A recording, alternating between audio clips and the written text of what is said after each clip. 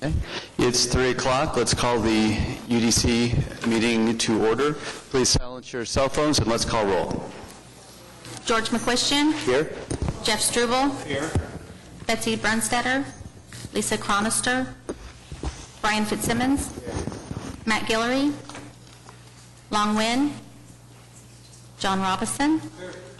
David Yost. You have a quorum. All right. Excellent. Item 2A, approval of the minutes. Does anybody have any questions or comments on the minutes? If there are no objections, we'll consider them approved by unanimous consent. And that brings us to item 7A, other business, SPUD 734. Michael? I think we skipped over 4A. What? I'm sorry. Oh, I'm sorry. We skipped over item 4A, 2923 North Walker. This is a continuance request. And I did want to say that, Michael, I like the way you wrote this one up, and you focused on whether the brick was appropriate or not, rather than whether it was feasible or not, which we seemed to talk at length about last time. So thanks for that. Any motions for item 4A?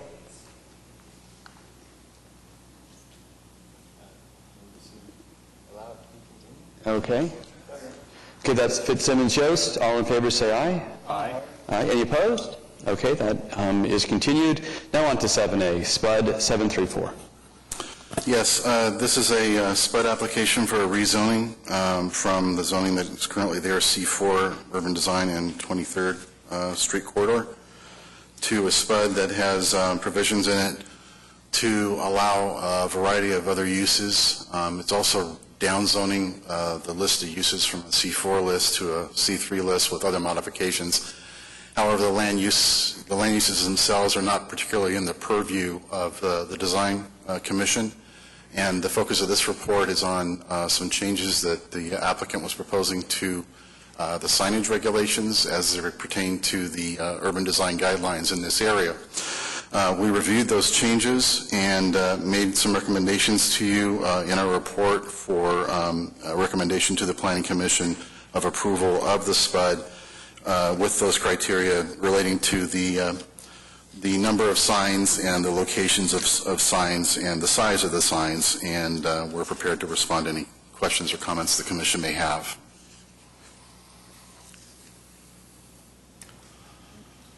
Are the applicants here? Yes. Okay. Catherine Montgomery with the Preservation and Design Studio. We don't have, we're not in design yet, but we are here to represent the applicant, Jared Miller. Excellent. Are there any questions from any of the commissioners? I have kind of one overarching question. I know it's touch base on here, but what is the overriding reason for the SPUD? What is not allowed under its current zoning that it's changing to now? I believe that for the most part, the overriding review or the overriding reason for the land use changes is related to the ABC licenses. That's correct. Okay, so wouldn't that normally be under just a separate application for that? Right, but the SPUD SPUD includes other changes besides the land use, specifically regarding setbacks and sign regulations, and so that's why it's being brought before the Commission for recommendation to the Planning Commission.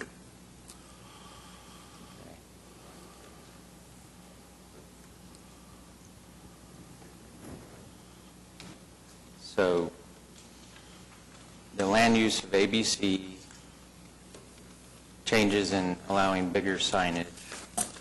No, the change in land use does not precipitate the change in signage. The change in signage that was proposed by the applicant are changes that to the SPUD or allowances in the SPUD that were inconsistent with design guidelines in the UDC. So that is product of the SPUD. Correct. As you know, when the SPUD design statement is written up, there are opportunities for not just rezoning, but also other kinds of design-related changes. As a part of the SPUD, the property owner is suggesting that they remain under urban design review and meet urban design regulations.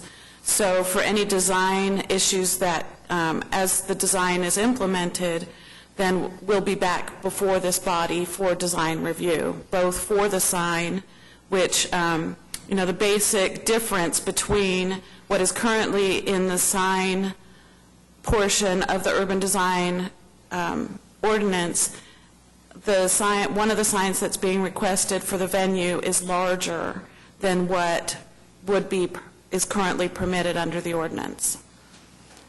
Do you have any more specific information about what, I understand that there's going to be multiple signs and one of them is going to be bigger. I think from my point of view, this is going to be part of the SPUD. I would like to feel more specific about what you intend to do. Because how you locate signs and it's just important. How big they are. 20% is a pretty big sign. And I don't know, I've got questions about that. And I know some everybody has questions about parking. So I'd like some more information on how that's all planned. I do have an exhibit that I brought with me today. It was prepared as a part of the submission for the SPUD, supplemental information, and it was something we put together to just give people a visual idea of what 10% or 20% looks like and a general idea of where a sign could be located. So there's plenty of copies for the body and for some people in the audience.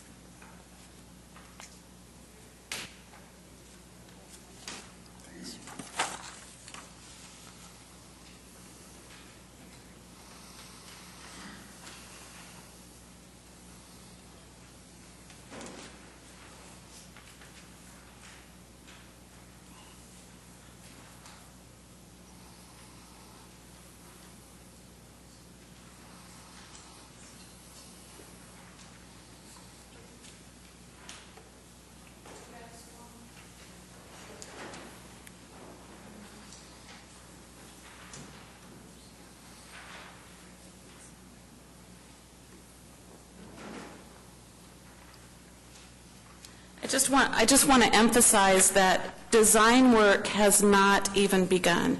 And unless the property achieves the rezoning, then the actual deal may not go through. I mean, obviously, because then they wouldn't be able to pursue the venue in that location. So the goal is, of course, first the rezoning, and then comes the design work. And I sound like a broken record, but without the rezoning, it's really just about the ABC part, right? Yeah, I guess Everything else would be allowed. It's just about Say that again? Right, the other Use. uses, yes, correct.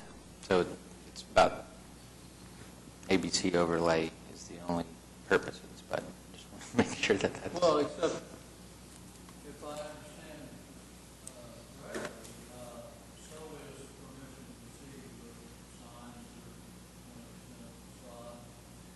Which I'm not saying I object to, I just wonder, this is kind of what I want to know.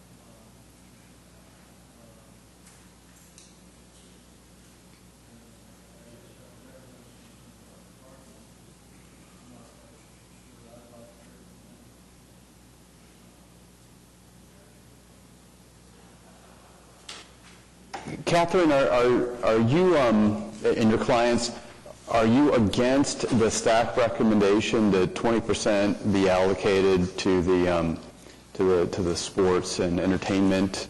Right, the facade that actually advertises or identifies the venue, no.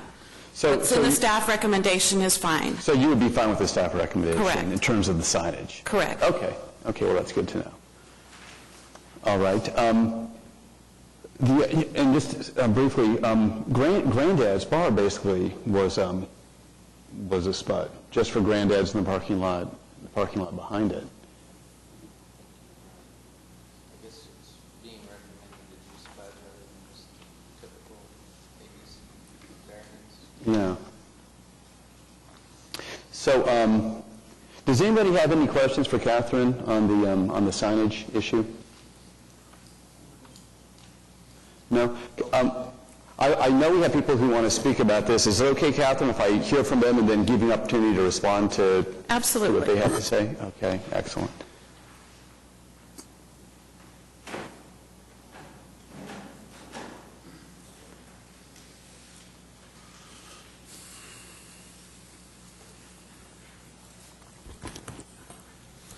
Hello, I'm Marty Dillon. And we have the property just to the west of this proposed spud change. And our concerns are is this change in the use, mainly. It's not really the sign criteria right now. If I'm too early to speak about that, but the change of use for this being a live music venue, there are no parking spaces. There's four spaces for a 17,000-foot building. And that's going to create some issues down the line. We have parking across the street for the Tower Theater, which is going to be coming online this summer. We only have 137 spaces. But with this much square footage, you can put up to 1,200 people in there. That's one person per 7 square foot. So we're a little bit concerned on that, even moving forward with a change of use. And that's really all I have for you guys today. Marty, is it the change of use or the lack of parking for the use that's the key issue for you? The lack of use for the park, well, they kind of both go inside and side. You're going to change a use, but you don't have any parking for a live entertainment venue. But if there was, just assume there was adequate parking, No, I think it'd be great. I'd love having these guys on 23rd. It'd be super duper if we had a parking structure somewhere nearby for everybody where we could just keep adding on more businesses. I think it'd be great. So I don't have a problem with the business model at all. It's just where we're going to put the cars to get them in there. Okay. Any questions for Marty? Okay. Thank you. Thanks, Marty. And I would say, I'm not sure that everyone knows, that the commissioners were given a letter from the Heritage Hills Historical Preservation, Inc. organization, where they also raised concerns about the parking. Mr. Chairman, you're accurate in that, and as you asked Mr. Dillon, I'm Marva Ellard, 1521 North Chartel.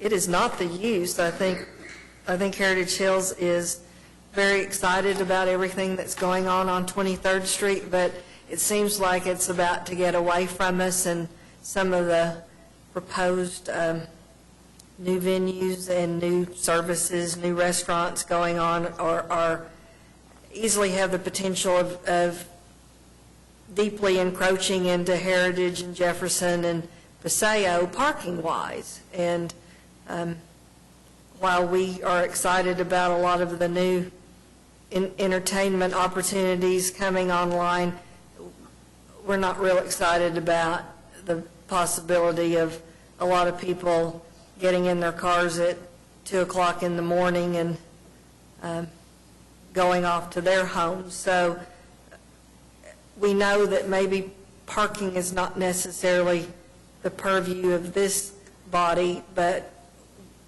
we would like to see if there's a way to start coming up with parking solutions for 23rd Street. So we want to bring it up at any city body that we can, that it's obvious it's coming, and it's coming sooner than we maybe thought it was coming. And so Marty has his venue. There's other things planned, and I think there could be hundreds of cars on a regular basis on 23rd Street, and there's no place to put those cars. So that's our concern. Okay.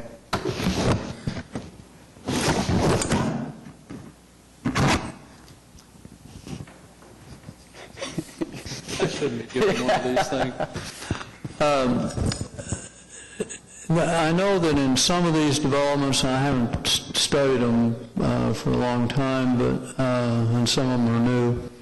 But in some of these developments, there's on 23rd, there's been proposed uses for the behind the lot for things like parking and or other development. And I'm wondering whether there's any connection between what might happen there and this particular project or some of the other projects. Or is there a parking plan going on for 23rd Street that we could hear about?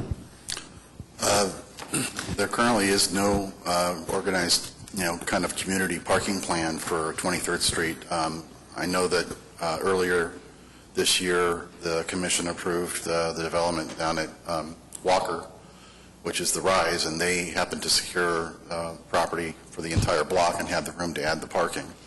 But the commission should know that the reason we didn't raise parking as an issue in the report is because it's consistent with the zoning. And the zoning in this part of the urban design district from 235 to Classen has an exemption in it that businesses in that corridor, that portion of the corridor, do not need to add parking, similar to the way that parking is not necessarily to be added in the Bricktown area. But that predates the SPUD, and once you do the change of use allowed in the SPUD, that sort of calls that into question. I think It certainly is an issue that can be raised as part of the consideration of the SPUD. I'd like to see something about that developed. Well, I think a couple of things that, just in response to some of the comments, parking has been a concern for the developer, and there have been some conversations taking place.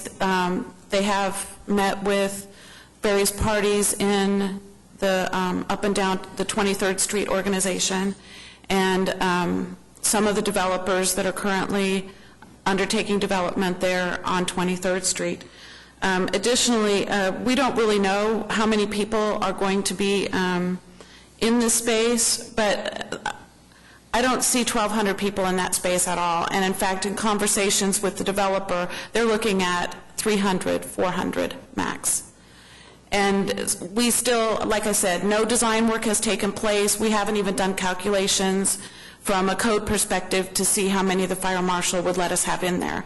Keep in mind that not all of the space is going to be used as the performance venue. We have to provide toilets and storage and all of those other functions that will go along to support this. So really only one of those storefronts is being looked at for the actual performance venue, and the other storefront would be the equivalent of all the bathrooms and all the other kinds of spaces that they need. So there's no way that we're looking at 1,200 people. The other thing that the developer is hoping for is that people who want to come and attend the live music event would also patronize the other businesses in the district, for example, come and have dinner and then go to the show. They're also hoping that people won't necessarily always drive because there's neighborhoods there and there's more activity, and we're trying to encourage people to walk or find other modes of transportation to get there. So all of those things are being taken into consideration, but I just wanted to make sure that, I know Mr. Dillon, his idea of 1,200 people, I just don't think that's going to happen at all. We're really looking at designing for 300 to 400 people. A lot of this, and those 300, those larger shows would probably only occur on weekends. They may have other shows, and maybe only the big shows, maybe once a month or once a quarter for the really big shows or the large attractions. Otherwise, the events could be small, music recitals, artists that are trying to build their following and need a place to perform. So on a regular basis, you could look at shows maybe of 100 or less. I would point out that, and thank you, Catherine, for explaining that, what caught my eye is I just took a look at the various PUDs and SPUDs along 23rd, And all of them have parking. You know, there's the Rise, that Spud, there's the PUD for the Tower Theater, there's the PUD from a long time ago for Cheevers, there's the Spud for Granddad's Bar, and then there's the Spud just to the west of Granddad's for Queen's Beauty Supply and the parking. Every single one has parking. And 23rd Street Court as well. the 23rd, yeah, Brian's pointing out that the 23rd Street Courts has parking as well. So it's it seems to me that that the pattern here is when you bring in a more intensive use, you at least make some allocation of the property or within the SPUD for parking, and maybe that possibly could be kind of a co-parking agreement that you were kind of alluding to. But I personally would echo John's comment that I would like to see some acknowledgement of the parking issue and that there's being a solution put forth within the SPUD to address that. Does anybody else have any questions or comments? I mean, I would agree with that notion. I mean, experience with a couple of those SPUDs, parking was a major part of those, and providing a plan to facilitate parking in a master plan is usually part and parcel with any SPUD rather than an area plan that doesn't really address a master plan. Now, of course, the property that would actually come under control in this SPUD, that's it, just those lots. I mean, there aren't any other lots that the developer or the owner have to even put parking on. So there's no guarantee of a long-term parking solution on those lots because they don't control any other lots. And of course, the lots that are there now are zero lot line construction, and so there's no opportunity. One could have an agreement, but you know, there's no guarantee that that agreement is going to last for any particular length of time. And I think, you know, I really think that the parking is an issue that needs to be addressed at a larger level, similar to, you know, the great pains that Automobile Alley and 10th Street have been going through to try and get a bigger parking solution for the whole area and not just. And I understand that, but even as, I think part of the reason that the parking requirements were lifted from 23rd Street was to encourage development, and then here we are. And typical Bricktown, downtown parking is market-driven, and what I'm hearing is that there is not, other than a concern for parking, there's not an actual plan. So how will the owners be able to park their venue? Because there's already, just by observation, a parking war starting along 23rd Street, and people are getting kicked out of their parking lots and getting towed for parking on a lot that doesn't belong to that business. And as you well know, if you go to other cities, there would be, for example, in Heritage Hills and in Jeff Park, it would be residential permitted parking only in those spots. And the other parking lots, like in back of Granddad's or across from the Tower, the Rise, when it's built, those would be either valeted or they would have gates. What I'm concerned about is that the owners want to do something which would be, I think, fantastic for the area, but in doing so would push that parking burden, that externality, would push that off to the residents near the area, or would push it up to the other parking lot owners in the area. Well, yeah, I mean, we came forward with this because, for a variety of reasons, and this just happens to be the first step. And in fact, this was a step that almost got overlooked and has already slipped the schedule by a month. So, you know, and especially during the holiday schedule for all the design review bodies. And I'm just trying to think of a way that we can continue to move things forward without stalling on the parking issue, which actually could make the venue go away very quickly. And then the buildings will continue just to sit there vacant.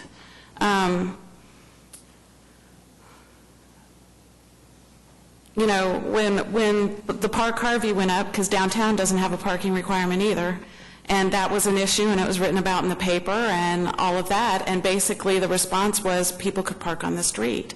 And it's congested, and it's busy. And I think that's a great thing, because before it was dead. So even to go to the library, I can never find a parking space, and I have to walk a block or two. But I'm willing to walk that block or two to go to the library. So, you know, the advantage that this has is that it is near residential areas that have people there that may be interested in attending the venue.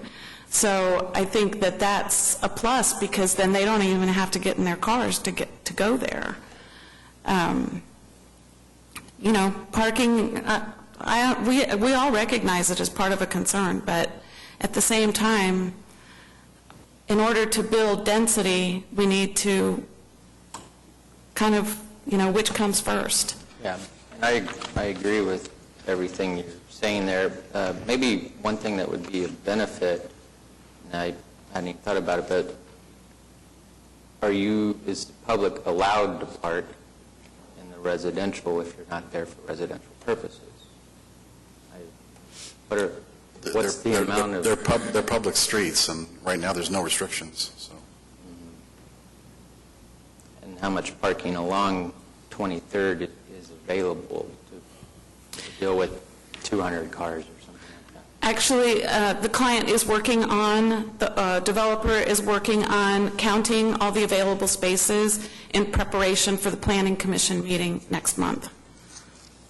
So that is something that they were going to come with some kind of input on for that. Is it within the purview, Michael, of our commission to provide a negative recommendation to the Planning Commission based on parking? I mean, it is a big concern, Yeah, obviously. I mean, it would be, to me, it would be a mistake to even think about undertaking that kind of a business without adequate parking. Yeah, the reason that this particular area is listed in the parking ordinance as an area that does not need to is not required to provide minimum parking is because it is in the urban design district. And so that does make it part of the commission's purview to either give a negative recommendation or perhaps give a positive recommendation, provided that the parking is addressed in some fashion. That's what I would, I think that we can't just, I really want it to happen. I think it's a good idea. But it's true that you could have a great idea, and before you got done, you'd have to know there was going to be parking. And I think we have the same problem. I think we want to encourage you to go forward, at least I do, and from what I've heard, some of the other commissioners agree. And it seems to me like one of the things we ought to be doing is what you say the owner is trying to do, or the developer is trying to do, and that's make a count of parking spaces. It wouldn't be very difficult, I wouldn't think, to make arrangements with and talk to other people around there and see if you can't come up with a parking concept. Is that me making all the noises? Well, like I said, you should never give me one of these. I'd like to see something. I would like to, I can make a motion if you want one, if you want to talk more. I could see us making a recommendation, but putting a contingency in there that there is a viable parking, you could call it a strategy or a plan or whatever it is. The way I would be doing it is I would go out and make arrangements. Say, if we did this, is there a deal we could make with you? would you be interested? And then I'd come back with that. I would be surprised if the planning commission did any less. I think they're going to want to know how we're going to handle the development of that corridor. Everybody wants to do it. It's been, you know, it's been on your drawing board for a while, but it's been on the neighborhood drawing drawing boards, board too. for 30 years. I mean, we're ready for it. That's how I feel. Any other comments from the commissioners or anyone in the audience? Sure.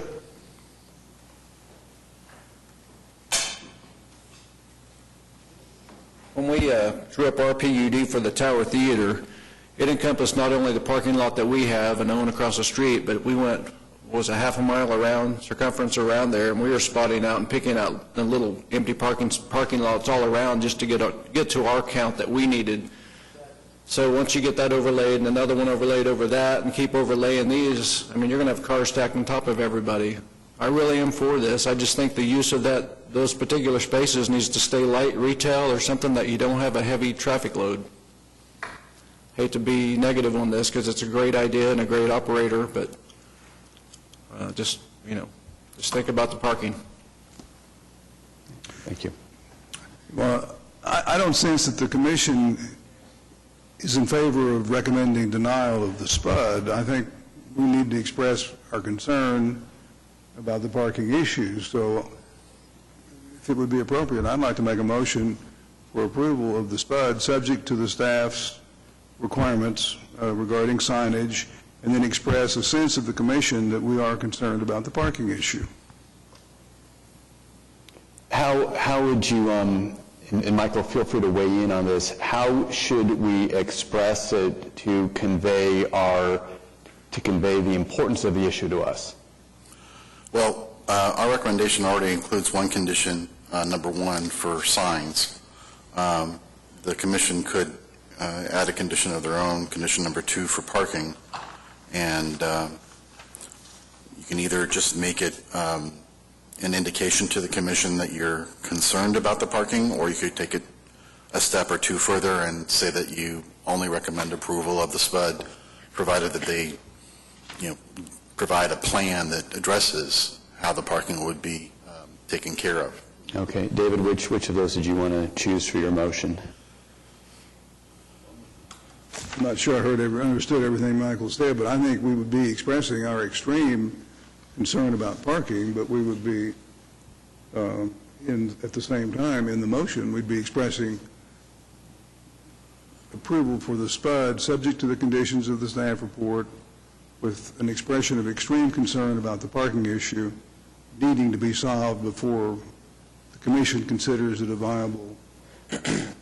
So in your view, the SPUD would hinge on providing an adequate parking plan? Isn't that generally what everyone's saying? I think it is. Yes, I would say that. Okay. I'd second. Okay, that's a motion by Mr. Yost and second by Mr. Robinson. All in favor say aye. Aye. Any opposed? All right, that's our motion. Thank you all for coming.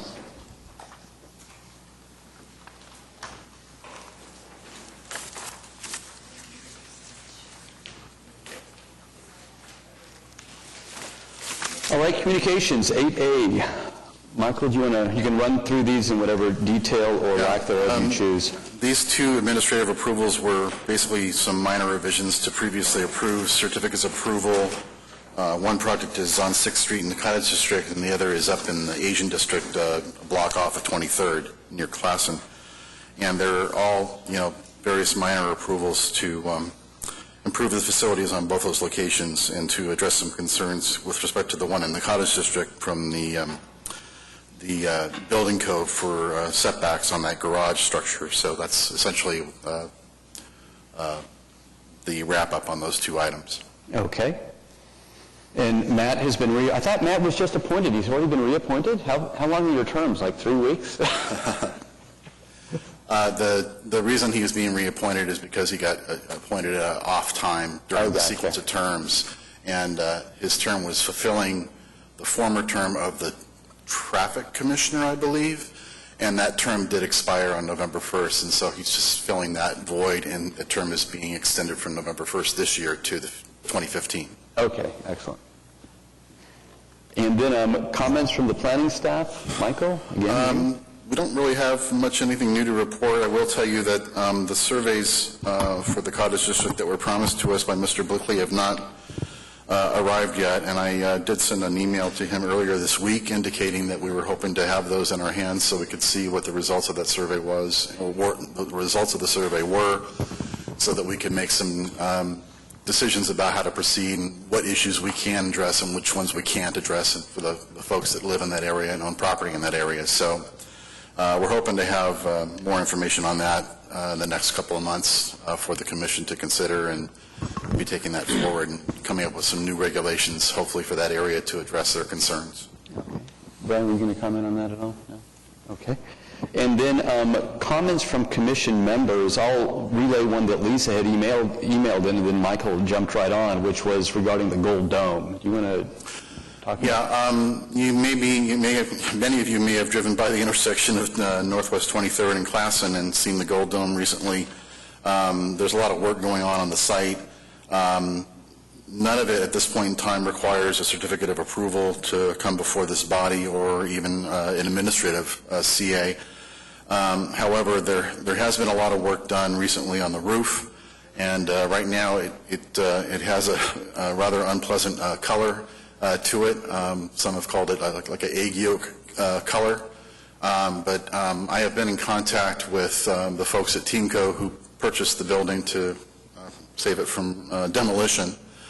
And they indicated to me that that is merely a primer sealer kind of a coat that is going down prior to the finish coat that they have expressed to me will be something that is as close to matching the original metallic gold color of the dome as they can possibly get, given current materials and colors and so on and so forth. So I did also talk with Katie Friddle, our historic preservation officer, who attended a groundbreaking event for the facility a few weeks back, and at that event there were renderings of the building showing a gleaming metallic gold dome there. So I think that the fact that they stepped up to preserve the building is a good indication that they have every intent of doing the right thing, and I think that the color that they're going to go with is going to be something that matches or approximates at least what was there before, and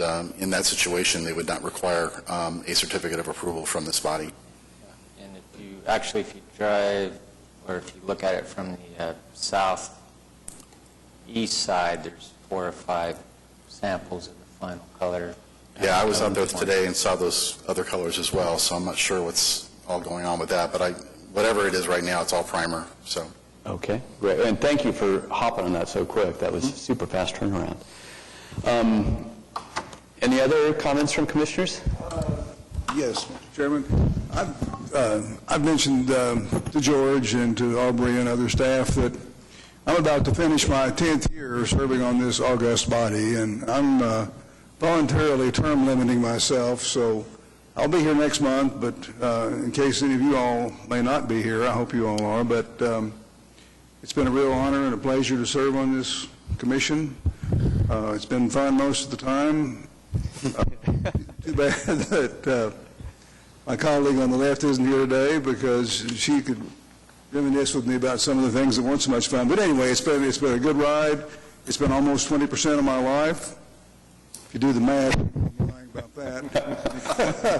Anyway, it's been a great honor and pleasure, and I'll look forward. I may have to, if I have enough separation anxiety that I just can't stand it, I'll come down here and watch a meeting. But thank you all for being such wonderful colleagues to serve with. Well, thank you, David. Maybe we could organize like an unofficial lunch or something like that. We don't need to do that, but I enjoy it. Okay, well, thank you very much.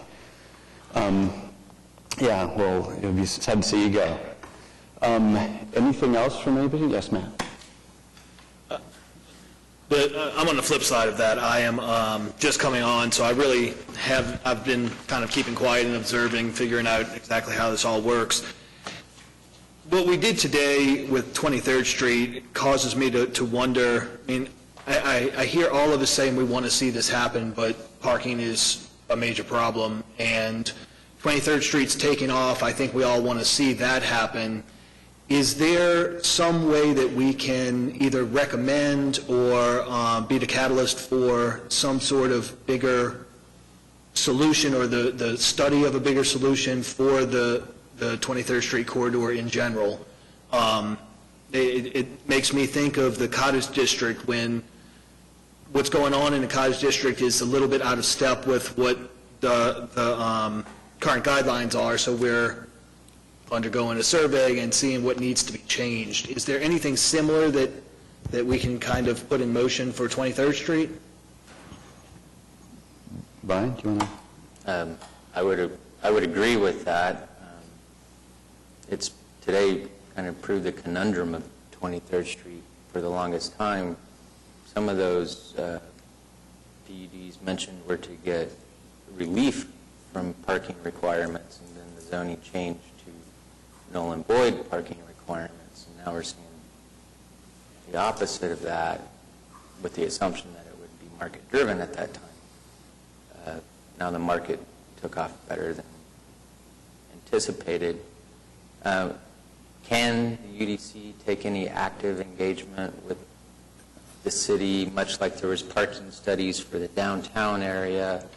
I know there's some discussions of, in essence, many TIFs to go around areas. Is there a way the UDC can endorse or actively involve in getting one of those to happen sooner than later?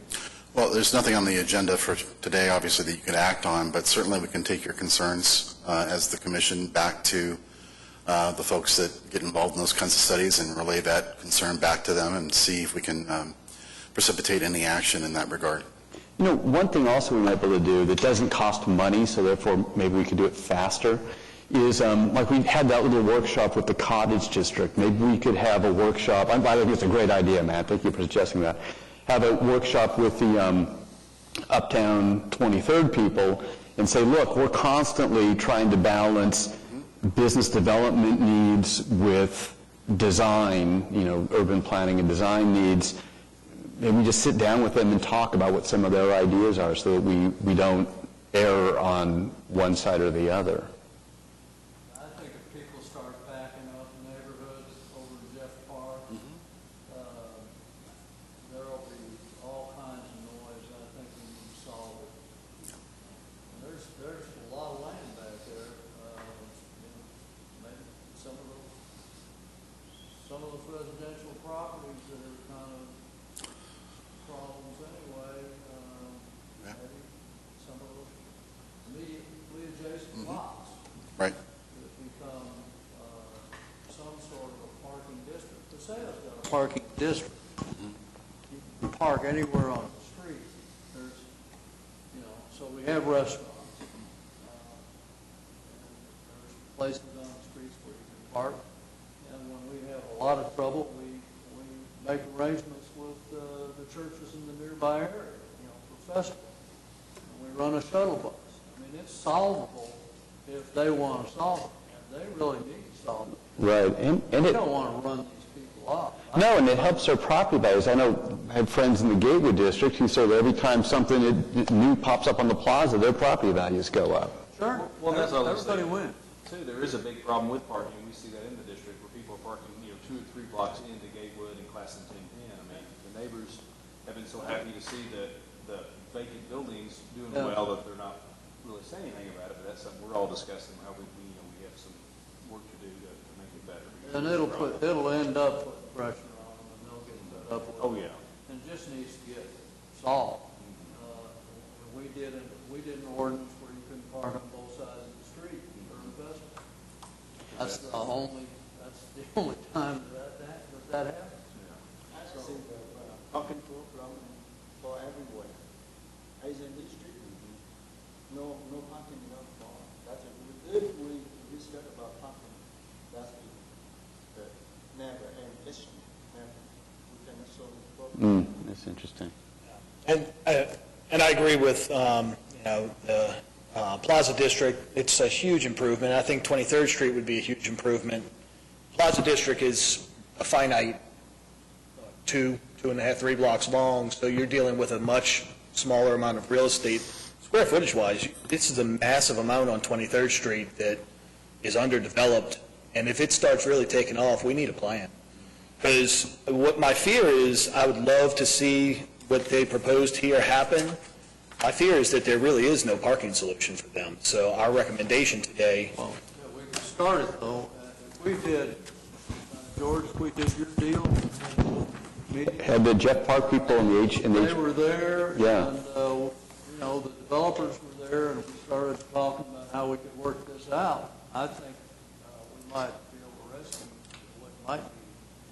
They weren't happy when they left. No, and I think you captured it, that we all would love for this sort of thing to happen. But Michael, can we do that? Can we reach out to the, I don't know if it's Lauren still in Jeff Park, or like the Jeff Park people, the Heritage Hills people, and the Uptown 23rd people, and let's all get together and, or at least, a few representatives, and talk about what we see happening in the area. Absolutely, and we've actually had calls from Mesta Park as well, so. Yep. Okay, that makes sense. With the same concern about the parking for this Sure. use, so. Sure. We could Yeah. like Catherine, then, Claudia I spoke with? no, I meant. Oh, sure, Right, yes, absolutely.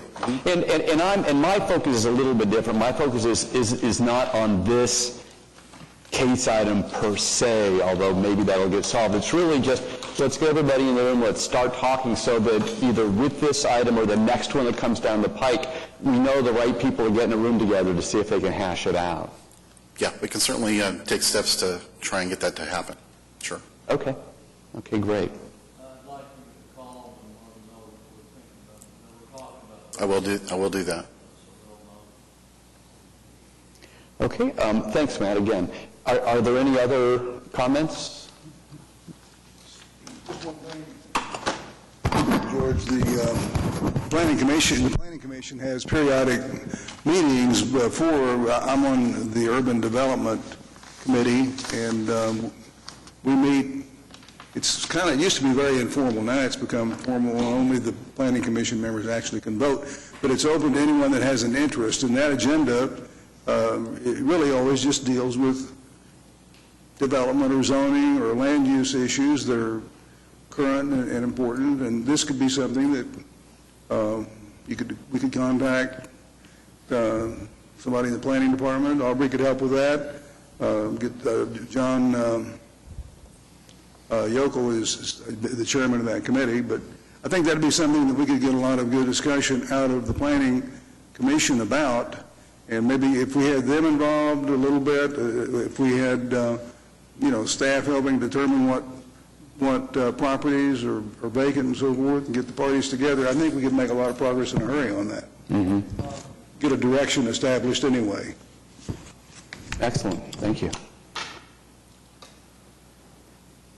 Anyone else? Okay. Well, if there are no objections, we will consider ourselves adjourned. Thank you very much.